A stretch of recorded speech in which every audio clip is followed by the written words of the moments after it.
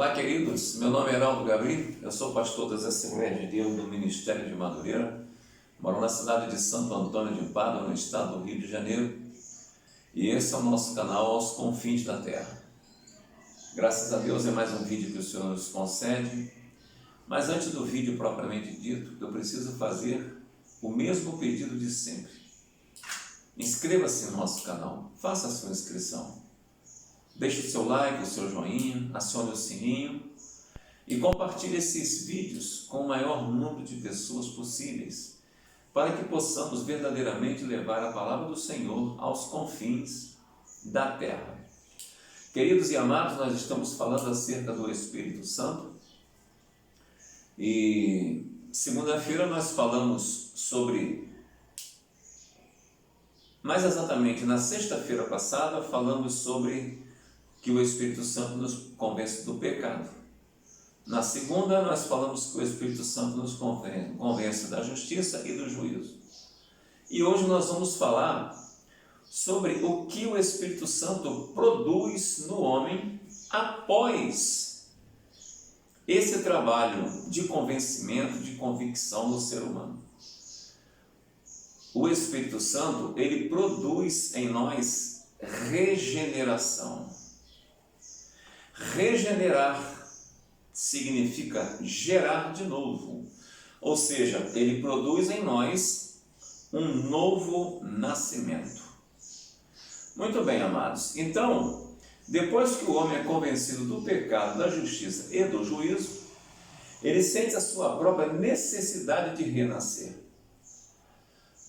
Somente pela regeneração o homem pode tornar-se filho de Deus.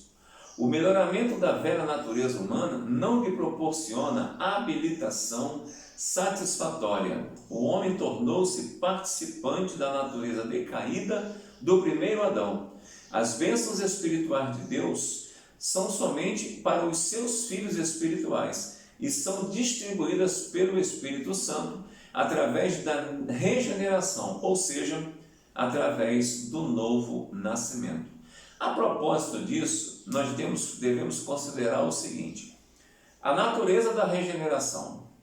A regeneração, ela é de natureza estritamente espiritual. É uma obra exclusiva do Espírito Santo. Vejamos aqui o exemplo de Nicodemos. Nicodemos, que era mestre em Israel, ao saber dos feitos miraculosos de Jesus, convenceu-se de que Jesus era um homem comum. Julgava, entretanto, que fosse um mestre vindo da parte de Deus. Talvez admirasse a Jesus e pudesse mesmo ser ele o Messias. Era descendente de Abraão, certamente pensava estar apto para o reino de Deus. Podemos admitir que fosse mesmo um religioso da melhor categoria na época, Jesus, no entanto, ensinou que precisava nascer de novo, quando enfatizou o seguinte, João 3,3: em verdade te digo, que se alguém não nascer de novo, não pode ver o reino de Deus. Queridos, a natureza decaída do homem colocou uma separação enorme entre o homem e Deus, entre o Criador e a criatura. E somente por obra e graça de Jesus morrendo na cruz do Calvário, nós poderemos nos aproximar de novo de Deus. Por quê? Porque o Senhor Jesus Cristo, ele assumiu as nossas culpas morrendo naquela cruz do Calvário.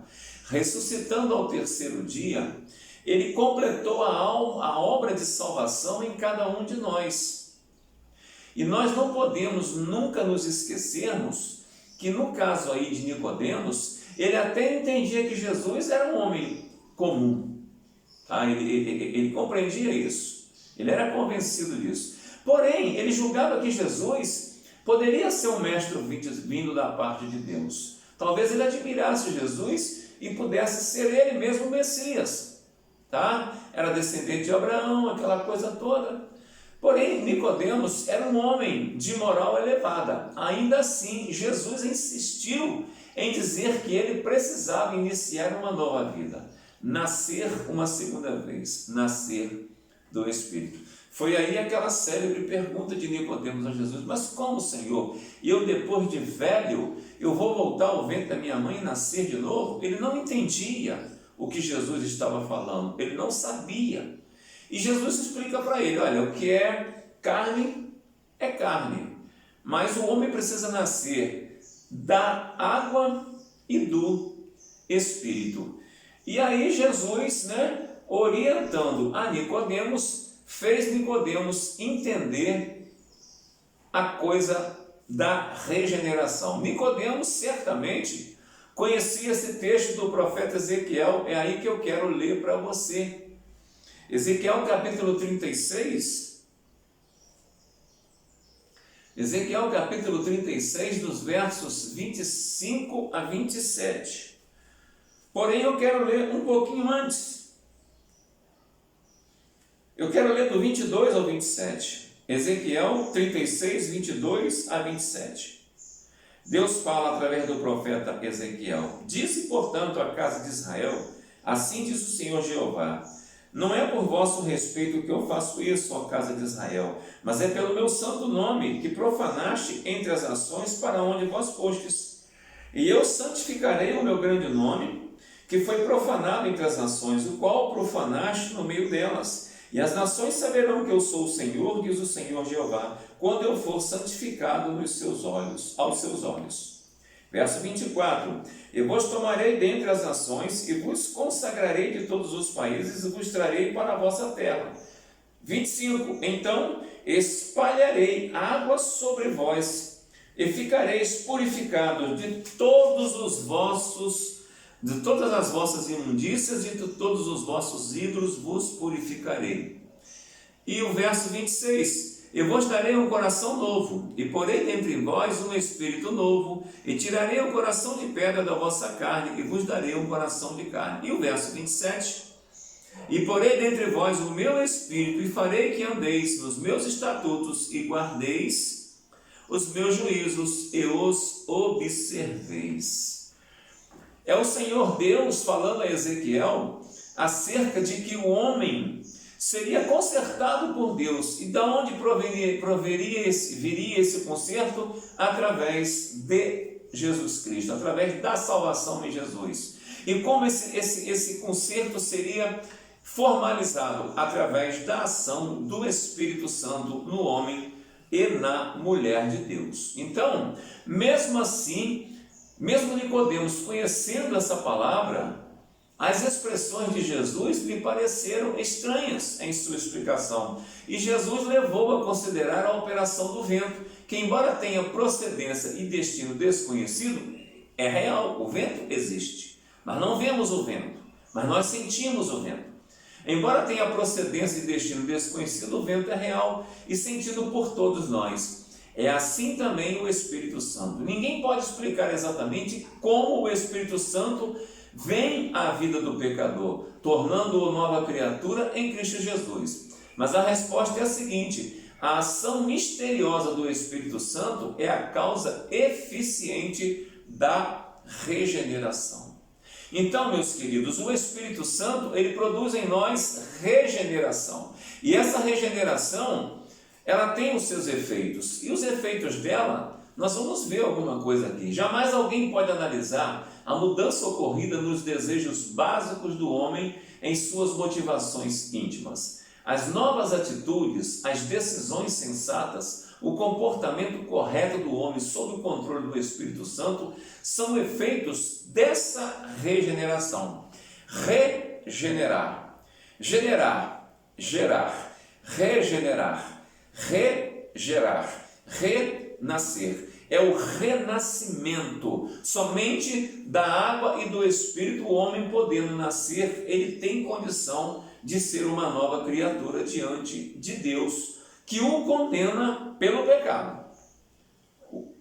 O homem não condena o ser humano. Deus não condena o ser humano. Deus condena o pecado no ser humano. Tá? Então, o controle do Espírito Santo na regeneração são efeitos que o homem sente. É porque é operado e atinge os três aspectos da natureza humana.